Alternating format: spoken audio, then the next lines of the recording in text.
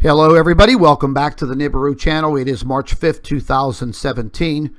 We have a fantastic video production for you today, and we're going to go back a little bit to a video that I produced a little over a week ago, and this was information that was sent to me by a credible source, a man who is a retired professor of astronomy and a professional astronomer. We're also going to be hearing from a professional physicist and a professor at a university. Now, the information that I supplied in one of my videos was critiqued on the Leak Project debate between myself and Astronomy Live. And he stated that the photograph of Venus, which was not in my video, it was a lens flare. And then he further went on to say that the photograph that you're looking at now was a star cluster called Tycho 2. He then produced an overlay using his own techniques, and we later found out that all of his information was completely false. It was complete misinformation.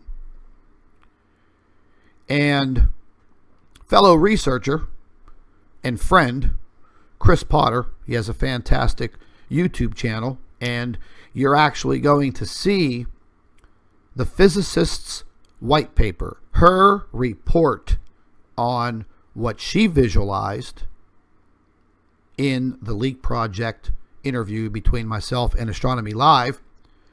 And she wrote a paper on her findings, and we're going to be getting into that shortly. But first, I want to touch on this subject. Ladies and gentlemen, myself and other Planet X researchers and investigators, we are simply trying to find the truth. We are trying to find what is exactly going on. This is like trying to find a needle in a haystack, because the odds are always going to be against us, and we are always going to be attacked by these groups that just come out of nowhere, make all of these accusations, and they're normally full of hatred. We deal with it. I deal with it.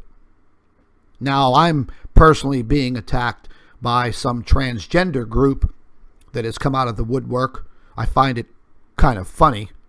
These are the people that actually want your children using transgender bathrooms. I mean, let's get real, people. So no matter what information we provide you, they're always going to have something very critical to say.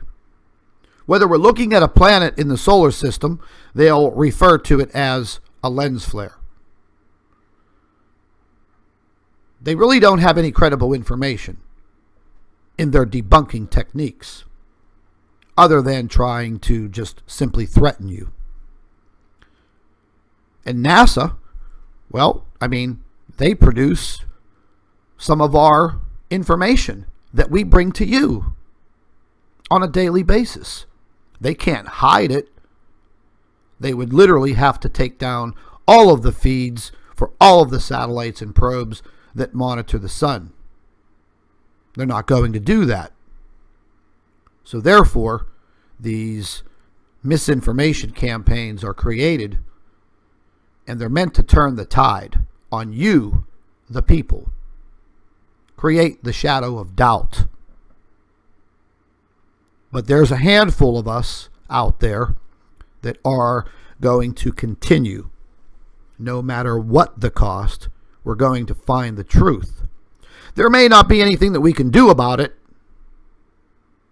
but we're going to point these things out as we discover them.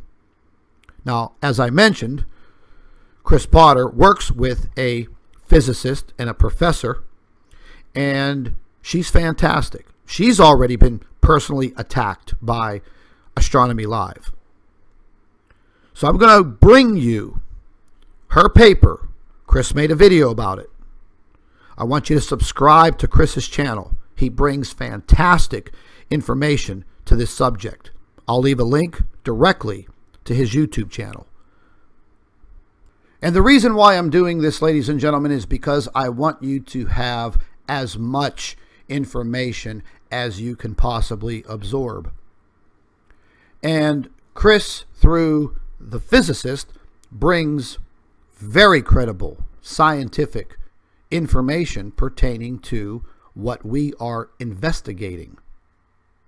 Now, Chris has over 80 white papers that were submitted by this professional, and he goes over them on his YouTube channel. It's fantastic information. It's the information that we're looking for on a scientific front. So once again, at the end of this video, there will be a link to Chris's channel in the description box. Simply click on the link and subscribe to his channel. Support this man and his endeavor. Here's his video. Pay very close attention. And ladies and gentlemen, I just want to point something out before we get into Chris's video with The Physicist's white paper. During the video presentation, he refers to the good Scott, which is me, and the bad Scott, which is the creator of the YouTube channel Astronomy Live. Just wanted to point that out. But here is Chris's presentation and the information that was submitted by a professional physicist and a professor of physics. So sit back, pay very close attention. This is in direct response to my interview on the LEAK project and the information that Astronomy Live misled everyone. So here it is.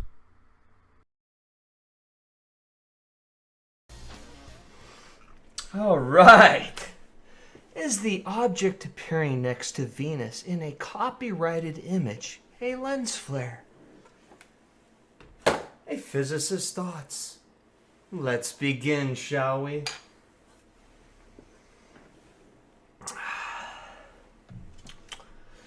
In a video by this guy here on Leak Project, at this particular location, in which Good Scott shows the image of a green object made up of several bright objects surrounded by a gas cloud, when Bad Scott stated that the object was a friggin' lens flare of Venus. This happened at 25 minutes into the video. Now Bad Scott also showed an image of Venus with a real lens flare next to it. This image is shown in figure 1 below. Figure 1. Image of Venus with the lens flare of it appearing on the left of Venus. Now I fully agree that the small bluish blob on the left of Venus is a lens flare, because I know that a lens flare is a secondary image of the object being photographed. And so would look much like the main image, except, well, that it wouldn't be as bright. In figure 1, Venus is the primary image. The main image usually so closely matches the object being photographed that we usually refer to it as the object. Now, we're going to use that terminology in this article. In other words, I'm going to refer to the image of Venus in the photograph in figure 1 as the object. But I am going to refer to the lens flare as a secondary image of the object. Figure 2. Reflected light rays form a real secondary image. Yeah, folks don't seem to have gotten that quite yet, have they? Lens flare.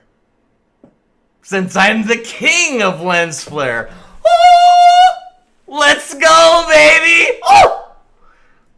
Or I2, below the main image, or I1, formed by the transmitted part of the incident light. Let's chickadee check that out, boo. I2, I1, reflection, reflected rays converge. Two real images. lens flare action for the lens flare king. Oh. The second, or secondary image rather, of an object always retains the overall shape of the object, but it's less bright and can be smaller or larger than the object in the photograph. So in the case of figure 1, Venus has no obvious symmetry and neither does the blue blob. Okay? Or the blue bob. Okay. The overall shape is the same because reflection of the rays inside the camera cannot auto-magically rearrange the overall outline and structure of the combined light rays that give rise to both the main image and the secondary image. The orientation may change, but not the overall shape or outline of the object or the lens flare. The lens flare is darker than the main object because a lens flare is created from the part of the light that is reflected inside the camera. And the amount of light being reflected is always just a small part of the total light coming off the object. Most of the light is transmitted and gives rise to the main image, or object rather, in the image. This is illustrated in figure 2. Now, in the video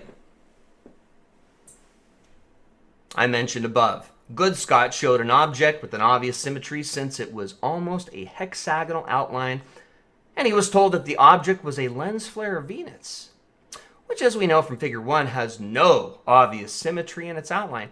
Now, the images shown were reportedly, copyrighted, so we cannot use them here. I will use an illustration instead. Figure 3 below shows a traced outline of the object that Goodscott showed. The outline, as I mentioned before, is almost hexagonal and totally different from Venus's outline. Unless Venus is hexagonal, this object cannot therefore be a flare of Venus. Figure 3. Traced outline of object from Goodscott's channel showed in the video. Its outline is almost hexagonal and completely different from Venus's outline. It therefore cannot be a lens flare of Venus. Let's look at that cool little diagram.